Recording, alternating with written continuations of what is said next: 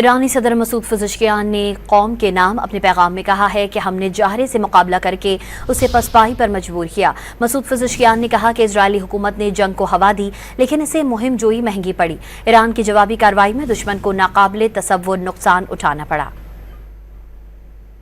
صدر Masoud Pezeshkian نے کہا کہ صہیونی حکومت نے میڈیا سینسرشپ نافذ کر کے نقصانات چھپائے۔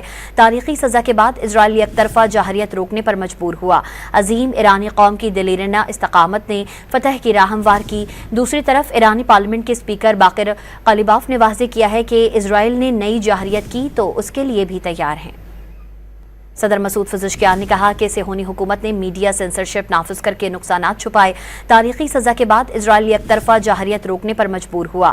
عظیم ایرانی قوم کی دلیرانہ استقامت نے فتح کی راہ ہموار کی۔ دوسری طرف ایرانی پارلیمنٹ کے اسپیکر باقر قلیباف نے واضح کیا ہے کہ اسرائیل نے نئی جارحیت کی تو اس کے لیے بھی تیار ہیں۔